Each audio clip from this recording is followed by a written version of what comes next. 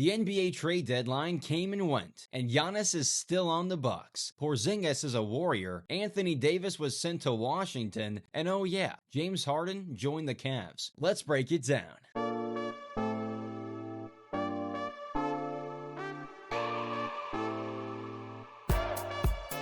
Alright, and welcome to the latest episode of What's Happening with me, Casey Foreman. Well, not exactly what we were expecting from the NBA trade deadline, but we did get some major moves. Maybe the biggest of all, though, is the trade that didn't happen. Milwaukee decided to hold off from trading Giannis until the offseason. There were apparently offers on the table from Golden State, a pick-heavy one with some players thrown in, a similar option from Miami, and a player-centric deal in Minnesota. So what does this mean for these teams not landing Antetokounmpo? For Miami and Minnesota, it's just a delay in talks, perhaps to bolster their assets. But for the Warriors, it's a much bigger deal. And if you made it this far in the video, make sure you hit that like button and subscribe to the channel for more NBA content.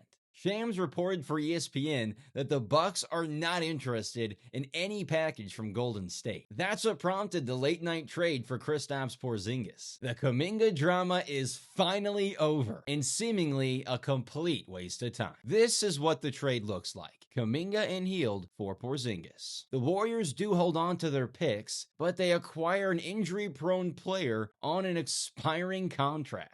And after waiting weeks, you could maybe even say years for Giannis, the Warriors missed out on potential trades for Anthony Davis and Jaren Jackson Jr. these past few days. Golden State could have matched either of the offers for both of these players. Jaren Jackson landing in Utah and AD in Washington. Instead, they barely give up anything for a player in Porzingis whose upside is there when he's healthy. But the guy has played in 17 games this season, 42 the year before, and 57 the season prior. With an aging superstar like Steph Curry, who only cares about winning titles at this point of his career, and all the assets that they have in Golden State, this is a catastrophic swing and miss. I mean, it's up in the air that Porzingis plays less than half of the remaining games for the Warriors, leaves in free agency, and then, yes, they are left with some cap room, but nothing else. Then you have an even older Draymond Green, Jimmy rehabbing an ACL, and your second option becomes Pods? Not landing Giannis is a huge deal for the Warriors, and it could be the final nail in the coffin that means Steph Curry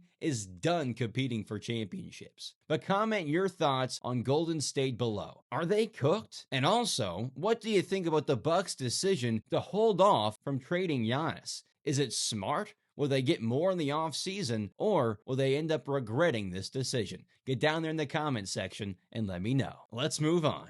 Anybody else low-key like what both the Wizards and the Cavs are doing? The Cavs are going all in on a wide-open Eastern Conference, acquiring James Harden for Darius Garland and a second-round pick, also making moves for both Dennis Schroeder and Keon Ellis. While the Wizards are building a sneaky good roster that could be competitive as soon as next season. And yeah, on paper they gave up a lot for AD, but come on, look at this. After giving up Luka to acquire him, Dallas gets back Chris Middleton, AJ Johnson, Malachi Branham, Marvin Bagley III, 2 first-round picks and 3 second-round picks. And look at this potential lineup for the Wizards. A really solid mix of vets and young talent. AD and Trey will work well together, both in pick and roll and isolation situations. And I really like Alex Sarr, Koulibaly has potential, George and Johnson can both play. This is a sneaky good team. Comment your thoughts on this trade down below, and your thoughts on what the Wizards are doing.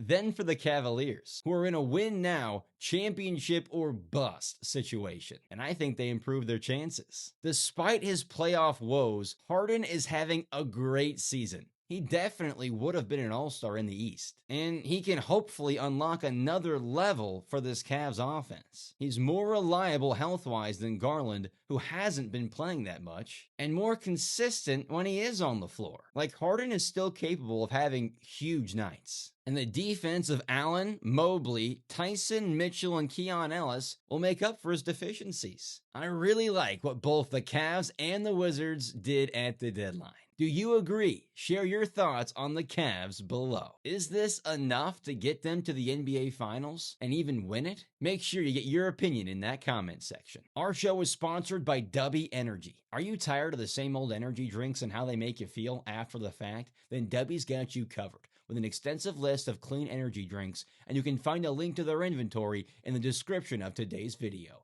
Go be better and get energized with Dubby. Now let's highlight some of the other trades that happened at the deadline. Jaren Jackson Jr. to the Jazz for 3 first-round picks. An interesting move for a rebuilding team in Utah, but they must really see something they like in Jackson Jr. The Celtics acquired Nikola Vucevic for Anthony Simons and a second-round pick. Zubac went to the Indiana Pacers for a couple of picks and Benedict Mathurin. Low-key, more than what the Mavs got for Anthony Davis. Kuminga is now in Atlanta. At least one good thing came from this deadline. And the rich got richer. OKC trading for a former first-round pick in Jared McCain. I want to get your thoughts on these trades and what they mean for each team down there in the comments, as well as this one more time. Where do you think Giannis will end up? It's not Golden State, but could it be Miami, Minnesota, or New York? And that's going to do it for this episode of What's Happening with me, Casey Foreman. Thanks for tuning in. We'll see you next time.